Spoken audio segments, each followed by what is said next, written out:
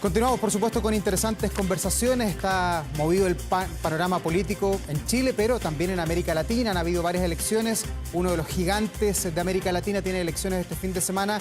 Hablamos de Brasil.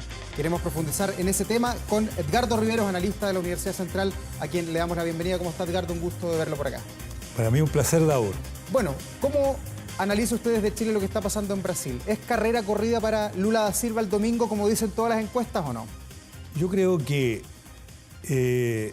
hay un punto que, a mi juicio, marca tendencia, que es el hecho de que la primera mayoría la va a sacar el expresidente Lula y que también la segunda votación la va a sacar Bolsonaro, el actual presidente.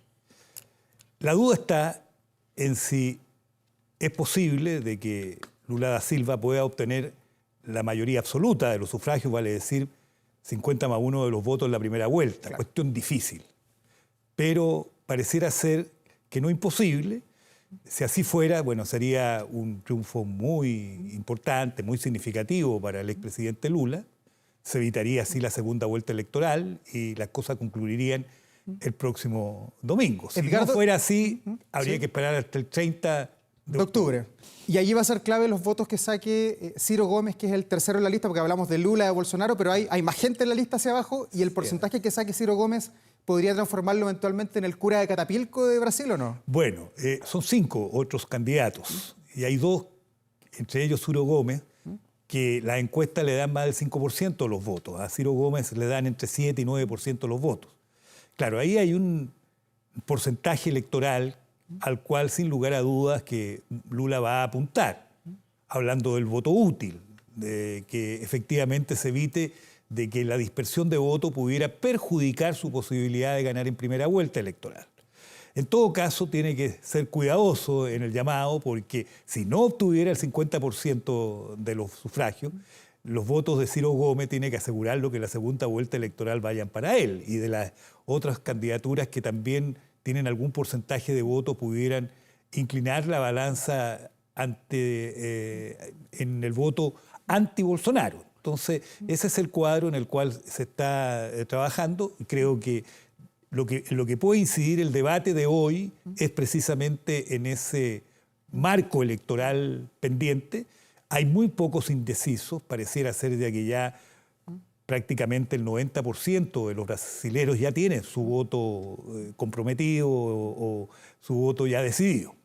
¿Y a qué Brasil aspiran liderar Lula o Bolsonaro? Porque Brasil yo lo presentaba como uno de los gigantes de América Latina. Claro, lo es en tamaño, pero uno mira la economía y otros índices y la verdad es que está bastante deprimido con respecto a años anteriores. Bueno, eso juega muy en contra de quien preside hoy día, juega en contra de Bolsonaro. Del incumbente. Del incumbente, porque bueno, Bolsonaro al ser elegido abrió muchas expectativas en el plano de la seguridad, en el plano de la economía.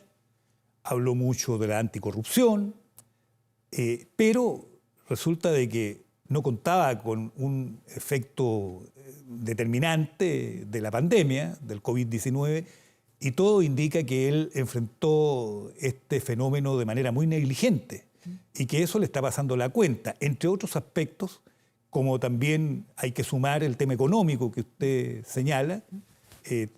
La suma de elementos ha hecho que haya crecido la inflación, pero también los bolsones de pobreza, que es uno de los potenciales que tiene Lula, porque los gobiernos del PT, y particularmente el de Lula da Silva, tuvo una política social importante, llegó a los sectores más pobres, a mucha gente salió de las situaciones de pobreza, y eso es un punto al cual yo creo que Lula va a apelar, de que la gente tenga un buen recuerdo de lo que fue esa situación de gobierno comparado con lo que ocurre con Bolsonaro. Entonces, ese elemento yo creo que es el que hace de que el favoritismo reflejado en la encuesta esté a favor de Lula da Silva. Pero ¿dónde están hoy día los grandes atributos del presidente Bolsonaro? Porque, claro, no es quizás el que ganó las elecciones hace 4 años, pero todavía tiene más de un 30% de popularidad, dicen las encuestas, 36% dicen las que hemos conocido. Lo que es un bolsón de voto importante. Es mucho, o sea, pensando por ejemplo en Chile, cómo se han ido los últimos presidentes, pensando en Perú, pensando en Bolivia, que los presidentes salen con a veces menos de 2 dígitos de popularidad. Sí, claro, pero los casos los presidentes de Chile en el último periodo. Pero sí, en general, digamos que es un porcentaje de voto no despreciable, pero las expectativas que Bolsonaro había abierto eran muy grandes y eso pareciera ser haberlo descapitalizado electoralmente. Sus aspiraciones son a ser reelecto y la verdad es que él está jugando elementos complejos, como es el decir de que aquí hay que estar atento porque le pueden robar la elección, o sea, repetir un poco, por así decirlo, el manual de Trump. Sí. Y eso es riesgoso para la democracia. Esa es una estrategia, Edgardo, porque claro, nosotros tenemos aquí todavía el voto con la rayita, Sí. una hora después sabemos el resultado, pero allá es el voto electrónico, que siempre uno dice, bueno, algo puede pasar con los computadores. Pero vamos a una cosa muy concreta. Hace 25 años que están votándose con el sistema que existe. Bolsonaro fue electo con este sistema. No, pero ahora pone en duda el sistema, dice que Bueno, puede pero fallar. que ese es el tema que uno tiene que confrontar, cuánta realidad y cuánta verdad hay detrás de esos cuestionamientos, o si es una estrategia política para ensuciar el proceso electoral, que implica una cuestión muy compleja, que es ensuciar el proceso democrático. Lo que pasó con Trump es muy grave, y eso es un punto que uno siempre tiene que tenerlo presente, porque cuando uno ataca el proceso electoral, está atacando uno de los elementos centrales de los procesos democráticos. Entonces, ese es un punto que va más allá incluso de la observación de Brasil, sino que también es algo que compromete la visión que uno debe tener de ese proceso. Ahora, Ai Kim, que es el candidato a vicepresidente en la fórmula con Lula da Silva, que es un hombre que viene de otro segmento electoral. Que es más de derecha, podríamos decir. Claro, que es más de centro-derecha incluso, que fue adversario de Lula da Silva, que perdió una elección, la del año 2006 con Lula da Silva, ahora le abre un espacio electoral importante. Y él ha puesto paños fríos en una entrevista de hoy mismo, diciendo, mire, este es un faro que está colocando, un faro que está colocando el señor Bolsonaro para hacer su derrota menos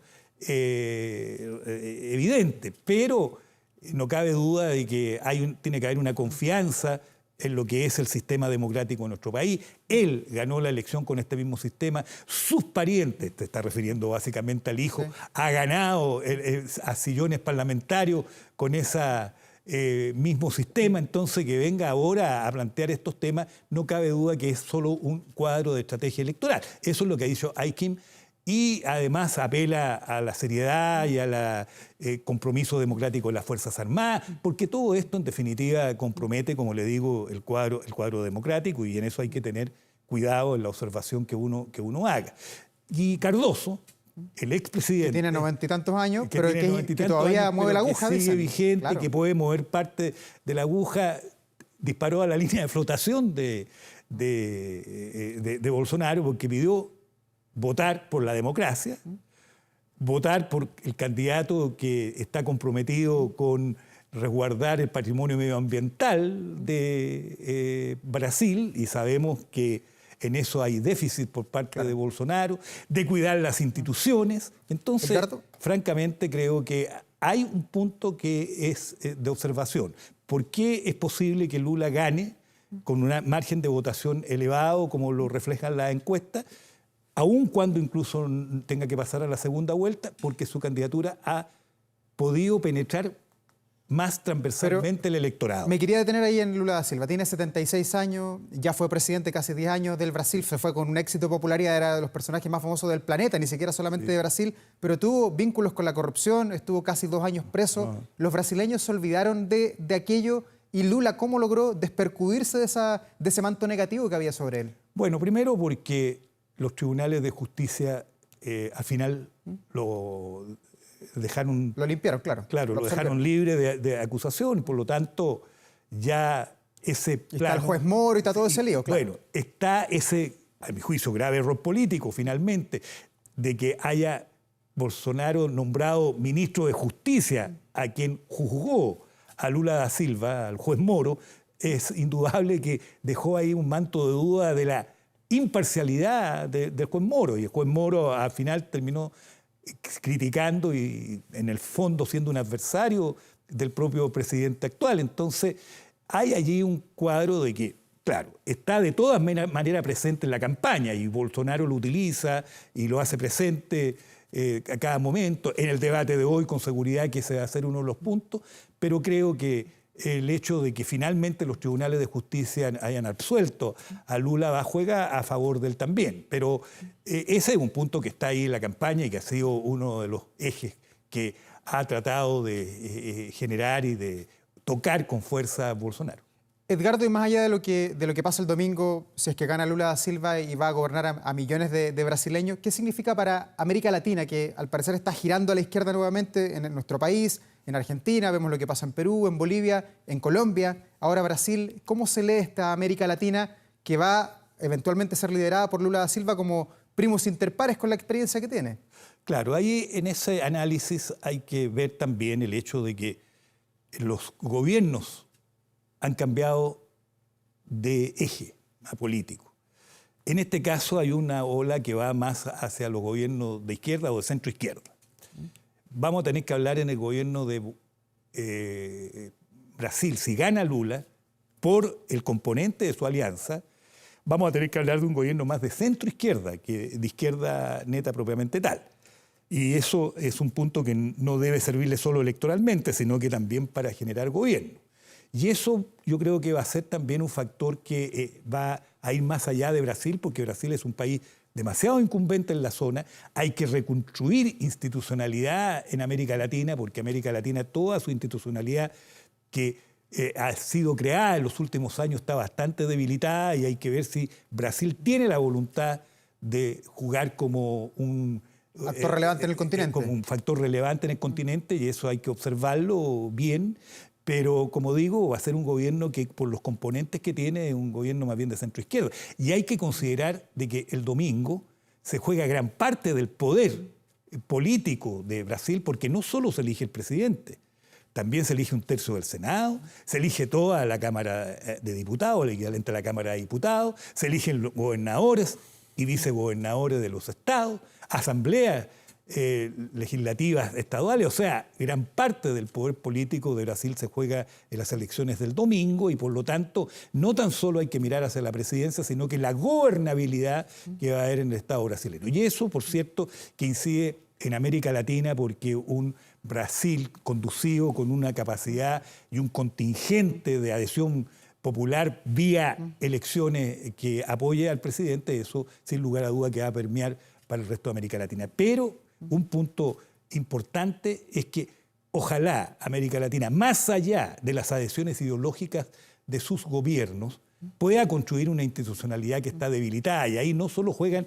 los gobiernos de izquierda o de centro izquierda, también gobiernos de otro segmento, de derecha o centro derecha. El caso de Uruguay no puede quedar fuera de este proceso. Ecuador no puede tampoco quedar fuera de este proceso. O sea, hay que ir más allá de los elementos ideológicos, porque el haber jugado el ideologismo y solo gobierno de determinada factura terminan por debilitar las instituciones. Y un caso específico es el de UNASUR. Cuando UNASUR se paraliza es cuando comienza a jugar un rol más bien por elementos ideológicos, y además con un factor que juega al final muy en contra del desarrollo de las instituciones, como el derecho a veto que puede jugar cualquier Estado. Entonces, todo eso hay que revisarlo, hay que verlo. Y un Brasil, un gobierno brasilero, que esté dispuesto a jugar un rol importante en América Latina, creo que va a ser bastante significativo para el proceso que se abra más adelante. Oiga, y más allá de América Latina, ¿cómo estamos por casa? ¿Qué significa o qué significaría eventualmente para Chile el triunfo de Lula da Silva? ¿Estaría la izquierda en uno de los países más grandes y en uno de los más pequeños también aquí en Chile con el presidente Gabriel Boric? Bueno, yo creo que en este plano las relaciones con Brasil, independiente de sus gobiernos, yo incluyo aquí... Hoy día no tenemos embajador en Brasil. Sí, claro, eso es un déficit. Sí. Y hay que anotarlo como tal, es un déficit. Porque más allá de los elementos ideológicos que estén situados en los gobiernos, para Chile, las relaciones con Brasil son importantes y son significativas. Siempre Brasil ha sido un referente importante en las relaciones exteriores de nuestro país, como lo es además para el resto de los países de América Latina. Para Argentina, Brasil, además de la situación vecinal, es un tema muy importantísimo. Brasil juega un rol significativo en otros ámbitos de alianzas que existen en continente y por lo tanto no solo para Chile, para el resto de América Latina Brasil es un referente importante, sí, es una de las principales democracias del mundo y lo prueba en los millones de personas que están convocadas a las elecciones en el próximo domingo y por lo tanto creo que esto va a concitar o debiera concitar la atención nuestra y yo creo que así va a ser. Y va a mejorar la relación de Chile con Brasil eventualmente si es que gana Lula. O sea, a nivel claro. de gobiernos, por supuesto, yo creo que es una cosa que se puede desentrampar en la designación de nuestro embajador, porque, bueno, hay margen de si han habido o no han habido algunos elementos erróneos en las designaciones o qué sé yo. Lo concreto es que aquí hubo un elemento político que hizo que no se diera el agreement, no se diera el beneplácito al embajador y yo creo que eso se podría desentrampar. Ahora, hay que esperar hasta el 1 de enero porque el cambio de mando en Brasil coincide con el inicio del año. Por lo tanto, los presidentes que vayan a viajar al cambio de mando a lo mejor van a tener que postergar los abrazos con su familia. Oiga, Edgardo, y si gana finalmente Lula da Silva y el continente comienza a girar a la izquierda, ¿puede haber una posición continental de América Latina frente a Estados Unidos, frente a la comunidad europea, frente a Asia, que también ha ido aquilatándose en poder mundial? Bueno, las relaciones con Estados Unidos y las relaciones con el resto del mundo, los países de América Latina, por cierto, deben mirarla desde la región a la cual pertenecen. Chile no puede mirar las relaciones con el resto del mundo si no es a partir de su realidad específica de la región a la cual pertenecemos, que es América Latina. Y por cierto que es muy importante cultivar relaciones que no sean de dependencia, pero sí relaciones fluidas y correctas con la principal potencia del mundo, que está ubicada en nuestro continente, que es Estados Unidos. Pero también hay que jugar buenas relaciones con el resto del mundo. Yo le digo, aquí no puede ser una cuestión que plantee un alineamiento sin ningún elemento que tenga presente de que aquí los países tienen que moverse teniendo presente cuáles son sus intereses permanentes. Por lo tanto, con Estados Unidos, con China, con Asia. Por eso que yo personalmente creo que con Asia es muy importante cultivar relaciones de todo tipo y particularmente aquellas que nos generan elementos que puedan impactar en nuestro desarrollo. Yo pienso de que, ya que ha estado tan presente el tema de la discusión del TPP-11, por ejemplo, yo creo que eso hay que prontamente darle fluidez, porque es muy necesario que ello se realice, pero también, como digo, pensando en lo que es la posición de nuestro país y de los otros países de América Latina en nuestro territorio, pero mirando hacia el mundo. Y por eso que es tan importante la cohesión y refortalecer la institucionalidad de nuestro continente, donde UNASUR, el CELAC, el propio Mercosur, donde nosotros somos países asociados, no somos parte del Mercosur, pero tenemos un tratado de asociación con el Mercosur, es muy importante que juguemos todas nuestras posibilidades de manera coordinada y no independientemente. Cuestiones como, por ejemplo, enfrentar la pandemia. Sí. Es muy ineficiente hacerlo individualmente, autárquicamente, cuando la cooperación es lo más eficiente en muchas cosas, en vacunas, en medicamentos, porque ahora... Pero en la pandemia cada uno se salvó como pudo. Claro, esa es la verdad de las cosas. Y eso con los ventiladores igual. Y al final eso no resulta totalmente eficiente, es un déficit. Edgar, ahora viene el tema de la necesidad de los medicamentos. Sí. El hecho de que se haya sido eficiente, por ejemplo, en el tema de la vacuna prevé y con cierto margen de problemas, pero no sana. Y los medicamentos hay que trabajar de manera coordinada, y ahí la OMS, también la Organización Panamericana de la Salud, tienen un rol que jugar, pero en la medida que los estados estén disponibles, porque el multilateralismo depende de lo que los estados quieran que sea. Si el multilateralismo es una relación entre estados, entre gobiernos, básicamente. Edgardo, antes de despedirlo, quiero preguntarle por otros temas, aprovechando su experiencia además como subsecretario de Relaciones Exteriores. En las próximas horas, el presidente Gabriel Boric va a recibir en el Palacio de la Moneda al embajador de Israel en Chile, luego del episodio aquel, del desaire que se le hizo al embajador en Palacio de la Moneda. ¿Se superan mañana el impasse? ¿Vuelven al mismo cauce que antes la relación entre Israel y Chile o no? Yo creo que con la recepción de las cartas credenciales se da por terminado un problema que se generó. y que no debió haberse generado. Para ser franco, ese problema no debió haberse generado. Ahora van a presentar las cartas credenciales y las va a presentar también junto a otros nuevos embajadores. Entre esos nuevos embajadores Estados Unidos, además, está la embajadora de Estados Unidos, que también presenta cartas credenciales mañana, entonces, que llegó hace pocos días a nuestro país. Entonces, yo creo que finalmente este es un episodio que hay que superar, entre otras cosas porque nosotros tenemos en Chile personas que pertenecen al mundo judío, que pertenecen al mundo árabe, particularmente palestino, y nosotros hemos siempre sido cuidadosos de no traer un conflicto de esa naturaleza a nuestro país. Por el contrario, colaborar desde nuestra perspectiva que haya una solución definitiva, que por lo demás el propio presidente Boric lo dijo después de este episodio y que recordó lo que ha sido la posición permanente de nuestro país frente al tema palestino y al tema israelí. Dos estados con fronteras seguras, y eso es algo que debe beneficiar a ambos países. Edgardo, lo último, y en el caso del episodio del embajador de Chile en España, el embajador Velasco, ¿usted habría sacado al embajador, lo habría llamado a terreno, lo habría sacado del cargo o no? Bueno, cuando yo fui subsecretario y con el ministro Heraldo Muñoz tuvimos que enfrentar situaciones complejas. Y algunas terminaron con el hecho de pedir que los embajadores o funcionarios que a juicio de la autoridad habían cometido algún error, tuvieran que dejar su cargo. Pero eso lo define el presidente de la República. ¿Pero usted aquí habría mostrado tarjeta amarilla o roja? Tengo que estar en el caso. Yo la verdad es que en eso soy cuidadoso porque la responsabilidad uno la ejerce cuando está en el cargo.